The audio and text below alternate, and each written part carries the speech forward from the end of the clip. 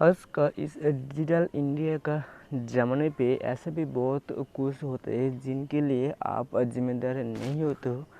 उनका मेन जिम्मेदार होते हैं बैंक और उनका सर्विस प्रोवाइडर, लेकिन फिर भी आपको ही जिम्मेदार कर दिया जाते थे बैंक की तरफ से या फिर उनका सर्विस प्रोवाइडर के तरफ से। ऐसे में क्यों बोल रहे हो, क्योंकि बहुत सारा जगह पे ये दिखा जाता है कि जब भी आप किसी भी जगह पे पेमेंट करने के लिए जाते हो तो पेमेंट तो नहीं होते और आपका बैंक अकाउंट से पैसा कट जाते, लेकिन फिर भी आपका पैसा आपको रिफंड या फिर रिवर्स नहीं मिलते। और अगर आप बैंक पे कांटेक्ट करते हो तो बैंक की तरफ से बताया जाता है कि आपने जिस मर्चेंट पे पेमेंट किया था उस मर्चेंट से संपर्क करिए और उस मर्चेंट से बोलिए।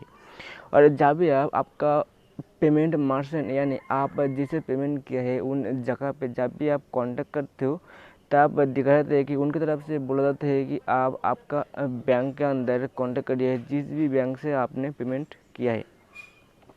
कुछ इस तरह से ही चलते रहते हैं, लेकिन आपको आखिर में पता नहीं होती कि कहाँ पे जाओ क्या करो, क्योंकि आपका पैसा आपका बैंक अकाउंट से कट गया है, लेकिन जिस जगह पे आप पेमेंट करने के लिए जाते हो, जिस जगह पे आप पेमेंट करते हो उस जगह पे वो पैसा पहुंचता नहीं है और आपका जो भी काम था वो काम अटक गया है, वो काम हुआ नहीं। देखिए मेरा केस पे भी रिसेंटली ऐसा कुछ हुआ है। मैं एक फीस पेमेंट कर रहा था, कॉलेज फीस, लेकिन फिर भी मेरा पेमेंट सक्सेस नहीं हुआ है, यानी मेरे बैंक से कट गए है। मेरा बैंक का अंदर मैं कॉल किया था, लेकिन बैंक की तरफ से बताया गया है कि मेरा पैसा मेरा बैंक अकाउंट से सक्सेसफुली डेबिट हो चुका है, लेकिन सोर्सेस मर्चेंट पे अभी तक गया नहीं।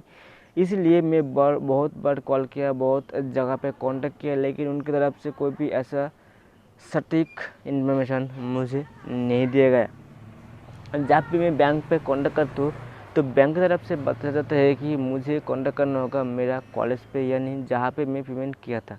लेकिन जब भी मैं कॉलेज पे कॉल कर रहा हूँ तब कॉलेज की तरफ से बताया जाता है कि जिस भी बैंक से आपने पेमेंट किया है उस बैंक पे संपर्क करिए, उस बैंक से कांटेक्ट करिए, क्योंकि हमारे पास ऐसा कोई भी पेमेंट रिसीव अभी तक नहीं हुआ है।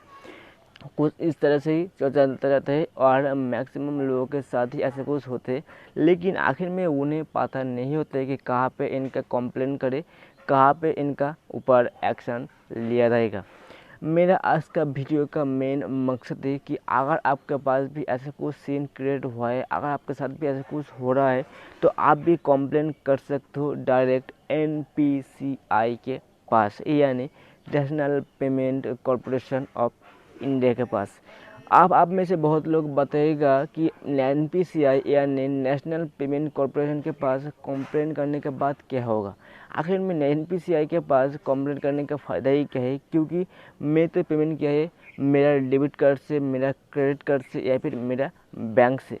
तो इस जगह पे मैं एक बात स्पष्ट कर देना चाहूँगा, NPCI है हर पेमेंट का निर्धारक, यानी जिस भी जगह पे आप पेमेंट करोगे, जिस भी बैंक से आप पेमेंट करोगे, अगर आप क्रेडिट कार्ड से भी पेमेंट करते हो तो उन सभी का हेड है NPCI, जिनका फुल फॉर्म है national payment corporation of India. अगर आप UPI के थ्रू भी पेमेंट करते हो तो भी वो NPI के पास ही रिकॉर्ड रहते हैं। अगर आप डेबिट कार्ड या फिर क्रेडिट कार्ड से पेमेंट करोगे तो भी वो NPCI के पास ही रिकॉर्ड रहते, रिपोर्ट रहते। हाँ, ये बात तो अलग है कि हर किसी का मेन हेड है RBI यानी रिजर्व बैंक ऑफ इंडिया, इसलिए ये तो पॉसिबल नहीं होता है कि हर छोटा मोटा प्रॉब्लम के लिए आप RBI के पास कंप्लेन करोगे और RBI आपका कंप्लेन के अगेंस्ट एक्शन लेते हैं या फिर RBI की तरफ से आपका कंप्लेन के अगेंस्ट एक्शन लिया जाएगा। मेरा इस वीडियो का क्योंकि मेन मकसद है NPCI, इसलिए मेरा इस वीडियो के अंदर मैं दिखाऊंगा कि आप NPCI के पास डायरेक्ट कंप्लेंट कैसे कर सकते हो, कोई भी बैंक के अगेंस्ट, कोई भी क्रेडिट कार्ड के अगेंस्ट या फिर कोई भी कंपनी के अगेंस्ट जो आपके साथ ऐसा कुछ बिहेवियर कर रहा है। अगर आपको पता करना है तो वीडियो लास्ट तक किसी भी जगह पे आप स्किप मत करिए, नहीं तो बहुत कुछ आप मिस कर जो आखिर में आपको जानना चाहिए, जो आखिर में आपको पता करना चाहिए। So friends, original real tech, अगर आप किसी भी मर्चेंट पे पेमेंट करने के लिए जाते हो और अगर आपका पेमेंट कट गए है आपका बैंक से और उस मर्चेंट के पास अभी तक पहुंचा नहीं है और आपको परेशान कर रहे वो मर्चेंट और बैंक, तो आप डायरेक्टली एनपीसीआई के पास कंप्लेंट कर सकते हो। तो डायरेक्टली एनपीसीआई के पास कंप्लेंट करने के लिए सिंपली आपका जो भी डिवाइस है आपके पास उसी डिवाइस का कोई भी एक ब्राउज़र को ओपन कर लेना है। चाहे आप पीसी यूज़ करो, चाहे वो लैपटॉप यूज़ करो, या फिर चाहे आप मैक यूज़ करो, चाहे आप मोबाइल फ़ोन यूज़ करो, कोई भी चीज़ को आप यूज़ कर सकते हो, कोई भी फ़र्क नहीं पड़ता। क्योंकि मेरा इस वीडियो का मेन मकसद है एनपीसीआई के पास कंप्लेंट का प्रोसेस, और मेरा वीडियो जो भी देखते हैं उन सभी के पास मैक्सिमम ही मोबाइल फ़ोन ही रहते हैं, पीसी लैपटॉप मैक ऐसा कुछ नहीं रहते। इसीलिए मैं मोबाइल फ़ोन से ही दिखाऊंगा, क्योंकि अगर मैं पीसी या फिर लैपटॉप पे या फिर मैक पे दिखाने लग जाऊँ तो मैक्सिमम लोगों का एक ही प्रॉब्लम आएगा, मैक्सिमम लोगों का एक ही क्वेरी रहेगा कि मेरे पास कोई भी पीसी लैपटॉप या फिर मैक नहीं है, तो मैं क्या इनके अगेंस्ट कोई भी एक्शन ले सकते हो, कोई भी कंप्लेंट कर सकते हो। इसलिए मेरा हर वीडियो का एक ही मकसद रहता है कि मेरा वीडियो को देखकर हर किसी का हेल्प हो, हर कोई मेरा वीडियो को देखकर हर किसी के अगेंस्ट एक्शन ले सकते हैं। एनपीसीआई के पास कंप्लेंट करने के लिए ब्राउज़र को ओपन करना होगा। ओपन करने के बाद सर्च बटन पर जाकर लिखना होगा NPCI complaint. Okay, NPCI complaint जब भी आप लिख कर सर्च कर देते हो, जैसे कि कंप्लेंट COMPLAINT कंप्लेंट, जब भी आप लिख कर सर्च कर देते हो तब आपके सामने सबसे ऊपर एक ऑप्शन मिल जाएगा get in touch complaint query feedback and location Bhim UPI. इस जगह पे क्लिक करना होगा। इस जगह पे जब भी आप क्लिक करते हो, क्लिक करने के बाद ऐसा कुछ इंटरव्यू रहेगा। इस जगह पे आप कोशिश करिए आपका डेस्कटॉप पर साइट को ऑन कर लेना, क्योंकि आप मोबाइल फ़ोन से ही कर रहे हो। अगर आप पीसी या फिर लैपटॉप से कर रहे हो तो कोई भी डेस्कटॉप साइट ऑन का कोई भी ज़रूरत नहीं है। तो सिंपली जब भी आप क्लिक करते हो, क्लिक करने के बाद आपके साथ ऐसा कुछ ऑप्शन दिया जाएगा, आपके पास ऐसा कुछ ऑप्शन आ जाएगा जहाँ पे कंप्लेंट टाइप मांगा गया है, जहाँ पे सबसे पहले है ट्रांजेक्शन्स, नीचे है bill payments using Bhim cashback pin account registration SMS login others. तो इस जगह पे आप सिंपली क्लिक करिए ट्रांजेक्शन पे। ट्रांजेक्शन पे क्लिक करने के बाद ऐसा कुछ इंटरफेस रहेगा। ट्रांजेक्शन पे क्यों क्लिक करने वाले बोल रहा हो, क्योंकि आपका जो भी ट्रांजेक्शन होगा वो ट्रांजेक्शन के ही अंदर आएगा। अगर आप ट्रांजेक्शन करते हो तो जैसे कि मेरा है नीचे ऑफ ट्रांजेक्शन का जो ऑप्शन शो रहा है, इस जगह पे है दो ऑप्शन, एक है पर्सन टू पर्सन यानी P2P और एक है पर्सन टू मर्चेंट यानी P2M। तो नॉर्मली मेरा जो ट्रांजेक्शन है P2M यानी पर्सन टू मर्चेंट है, क्योंकि मैं कॉलेज फीस पेमेंट किया था। नेचर ऑफ ट्रांजेक्शन सेलेक्ट करने के बाद इशू यानी इशू क्या कारण है, तो इन जगह पे कुछ कारण दिख रहा है, देख सकते हैं इस जगह पे। तो इस जगह पे सबसे ऊपर है amount debited but the credit to beneficiary's account not credit to beneficiary account, और एक transaction failed but amount debited. तो मेरा केस था कि मैं ट्रांजेक्शन किया था, ट्रांजेक्शन करने के टाइम मेरा बैंक से तो अमाउंट कट गया था, लेकिन ट्रांजेक्शन्स का जो भी इंटरफेस रहेगा, जो भी ट्रांजेक्शन का पेज था, उस जगह पे ट्रांजेक्शन्स फेल हो गया था। उनके बाद नीचे कमेंट्स मतलब कमेंट्स करना होगा, तो क्या आपका मेन क्वेरी है, इस जगह पे कुछ लिखना होगा। चलिए मेरा केस मैं थोड़ा बहुत लिख देता हूँ, लिखने के बाद नेक्स्ट चीज़ लिखा था। इस जगह पे कमेंट्स पे कुछ ऐसा लिखना होगा। मेरा केस में थोड़ा बहुत लिख दिया। लिखने के बाद नीचे लिखना होगा ट्रांजैक्शंस आईडी, यानी ट्रांजैक्शन का आईडी आपको देना होगा। जो भी आपने ट्रांजैक्शन किया था वो ट्रांजैक्शन का खुद का एक आईडी होगा। अगर आपको आपका ट्रांजैक्शन का आईडी पता नहीं है तो आपका जो भी बैंक अकाउंट है, यानी जिस भी बैंक से आपने पेमेंट किया था उस बैंक का ही हिस्ट्री सेक्शन पे आपको ये देखने के लिए मिल जाएगा आपका ट्रांजैक्शंस आईडी।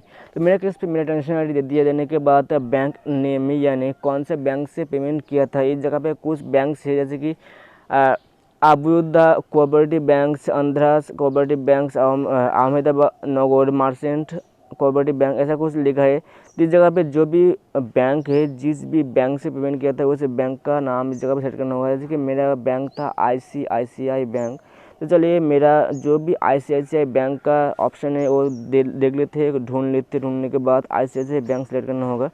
एक बात ध्यान रखना, जो भी बैंक आपने दिया था वो बैंक इस जगह पे ठीक तरह से सिलेक्ट करना होगा। जैसे कि मेरा केस पे था ICICI बैंक, इसलिए ICICI बैंक सेलेक्ट कर लिया। ठीक करने के बाद इस जगह पे VPA यानी वर्चुअल पेमेंट एड्रेस, तो VPA जो भी है वो देना होगा। चलिए VPA मेरा दे देता हूँ। देने के बाद नेक्स्ट देते थे, मेरे VPA में डेल दिया। देने के बाद नीचे अमाउंट यानी कितना रुपीज़ का ट्रांजेक्शन था, जो मेरा ट्रांजेक्शन होता वो अमाउंट इस जगह पे दे देते।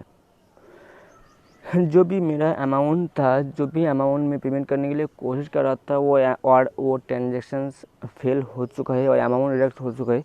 वो अमाउंट में डाल दिया। आपका भी जो भी अमाउंट था वो अमाउंट डाल दीजिए। जैसे कि मेरे केस पे मेरा अमाउंट था 3,819 रुपीज़ 54 पैसा, 3,819 रुपीज़ 54 पैसा है। जो भी है 3,819.54 रुपीज़ डालने के बाद डेट ऑफ ट्रांजेक्शन यानी ट्रांजेक्शन का आप क्या था, जैसे कि मेरे केस पे था 19 सितंबर 2022।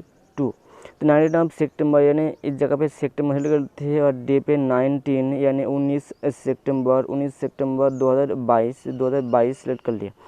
19 सितंबर 2022 सितंबर 2022 सेलेक्ट कर लिए। इस जगह पे आप ठीक तरह से देख लीजिएगा, इस जगह पे लिखा है डेट ऑफ ट्रांजेक्शन यानी ट्रांजेक्शन कब क्या था। तो जो मेरा क्या ट्रांजेक्शन का डेट है वो है 19 सितंबर 2022।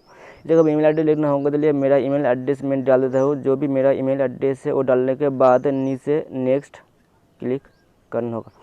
जैसे कि मेरा ईमेल एड्रेस जो है वो डालने के बाद नीचे रजिस्टर मोबाइल नंबर, तो रजिस्टर मोबाइल नंबर डालने के बाद नीचे और एक चीज़ रहेगा वो भी दिखाए थे। मोबाइल में डालने के बाद नीचे एक छोटा करके लिखा है, देख सकते हैं, please attach your updated bank account statement. तो इस जगह पे सिंपली चूज फाइल पे क्लिक करना होगा। क्लिक करने के बाद जो भी बैंक से मेरा पैसा कटा था, जो भी बैंक से मेरा अमाउंट डिडक्ट हो चुका था, उस बैंक का स्टेटमेंट मुझे देना होगा।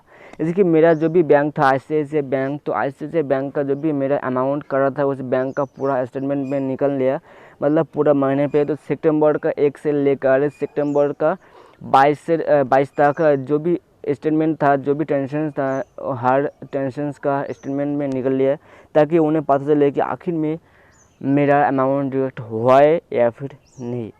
देने के बाद जब भी आप इस जगह पे आपका अपडेटेड बैंक अकाउंट स्टेटमेंट देते हो, तो आप नीचे एक ऑप्शन मिल जाएगा, एक कैप्चा यानी एक क्वेश्चन रहेगा। जैसे कि मेरे केस पे 9+2 कितना होते, तो 9+2 है 11 डाल दिया। डालने के बाद नीचे सबमिट का ऑप्शन रहेगा।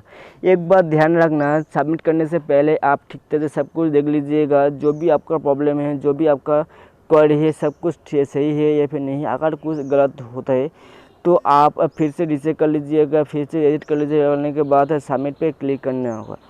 और एक बात आप ध्यान रखना, जब भी आप कंप्लेन करोगे, कंप्लेन करने से पहले आपका पूरा डिटेल्स आपके पास होना चाहिए। अगर आपका पूरा डिटेल्स आपके पास नहीं है तो आप कंप्लेन नहीं कर सकते। और एक बात इम्पॉर्टेंट बात आप ध्यान रखना, जब भी आप कंप्लेंट करोगे NPCI के पास कंप्लेंट करने से पहले एक बार आपका सोर्स बैंक से यानी जिस बैंक से आपने पेमेंट किया है उस बैंक पे एक बार कांटेक्ट कर लेना, ताकि आपका जो भी क्वेरी है उन सभी को भी आखिर में पता चले। क्योंकि अगर आप डायरेक्टली बैंक से कांटेक्ट ना करके डायरेक्ट NPCI के पास कंप्लेंट करते हो, तो हो सकता है कि NPCI के से एक रिप्लाई मिल जाएगा कि आप सबसे पहले आपका बैंक से कांटेक्ट करिए, आपका बैंक से संपर्क करिए। अगर बैंक की तरफ से कोई भी आंसर नहीं मिलते हैं, कोई भी प्रॉपर गाइड नहीं मिलते, तो ही आप हमारे पास कमेंट करिए, बाकी हम देख लेंगे। जैसे कि मेरा केस पे मैं क्योंकि कंप्लेंट ऑलरेडी कर चुका हूँ मेरा सोर्स बैंक पे यानी जिस बैंक से अब मैंने पेमेंट किया था, इसलिए मैं NPCI के पास ऑलरेडी कंप्लेंट दे दिया है। क्योंकि बैंक की तरफ से तो कुछ ऐसा इन्फॉर्मेशन नहीं दिया गया है, कुछ गाइडेंस नहीं दिया गया है। बैंक की तरफ से सिर्फ बताया गया है कि हमारे पास सिर्फ कंप्लेंट करिए, हमारा टीम वर्क कर रहे हैं और विदिन 15 वर्किंग डेज आपको रिवर्स बैक मिल जाएगा। लेकिन 15 दिन बहुत ज़्यादा टाइम होते हैं, क्योंकि ऑलरेडी मेरा 3 से 4 दिन क्रॉस हो चुके हैं। और अगर फिर भी 15 दिन का टाइम दे दे तो हो सकते हैं कि पूरा 1 महीना लग जाए, इसीलिए 3-4 दिन बाद NPCI के पास में ऑलरेडी कंप्लेंट डाल दिया। बाकी आप देखते कि कितना टाइम पे वो रिवर्स बैक मिलता है, और रिवर्स बैक मिलने के बाद आखिर में अमाउंट का रिफ़ंड कब तक मिलता है। हालांकि ये बात तो अलग है कि NPCI के पास कंप्लेंट करने का विदिन 72 आवर्स आपको आपका अमाउंट रिफ़ंड मिल जाएगा आपका बैंक अकाउंट पे। अगर आपका ट्रांजेक्शन का अमाउंट सही है, अगर आपका ट्रांजेक्शन का अमाउंट आपका बैंक से कट गए और मर्चेंट के पास अभी तक नहीं गए है, तो मैं ऑलरेडी कंप्लेंट डाल दिया, लेकिन अभी तक कोई भी मेल मुझे नहीं आया है NPCI के पास से। बाकी आप देखते हैं, क्योंकि NPCI का मैक्सिमम टाइम पीरियड रहते हैं 72 वर्किंग आवर्स, यानी 3 दिन का टाइम रहता है छुट्टी का दिन को छोड़कर, यानी सैटरडे और संडे जो भी हॉलीडेज़ होते हैं उस हॉलीडेज़ को छोड़कर 3 वर्किंग डेज़ का ही सिर्फ और सिर्फ टाइम लेते हैं, जबकि बैंक की तरफ से टाइम लेते हैं 15 वर्किंग डेज, यानी हॉलीडे को छोड़कर 15 दिन, यानी अगर टोटली कैलकुलेशन करें तो टोटल 20 दिन का टाइम लग जाएगा बैंक का तरफ से आपका अमाउंट रिफ़ंड या फिर सक्सेस जो भी आपका रिवर्स बैक आएगा वो रिवर्स बैक करने के लिए। मैं तो कहूँगा आप सबसे पहले आपका सोर्स बैंक, यानी जिस बैंक से आपने पेमेंट किया था उस बैंक पे एक बार संपर्क करिए। अगर बैंक की तरफ से कोई भी सटीक जवाब नहीं मिलते, अगर प्रॉपर गाइड नहीं मिलते, तो ही आप NPCI के पास कंप्लेंट करिए, ताकि आप NPCI को बता पाओ कि मैं ऑलरेडी मेरा बैंक के अंदर बता दिया, मेरा बैंक पे ऑलरेडी कॉन्टैक्ट किया है, लेकिन मेरा कोई भी प्रॉब्लम का सलूशन अभी तक मुझे नहीं मिला है। सही तक आज का मीडिया अपडेट। तो आशा करते हैं जो में स्पेन की अपडेट हो हेल्पफुल हुआ है। अगर हेल्पफुल हुआ please like comment share subscribe करना मत भूलिए, ताकि जब भी मैं ऐसा कुछ न्यू एंड इंटरेस्टिंग टॉपिक को वीडियो बनाऊँ उसके तुरंत मिल जाए। So thanks for video.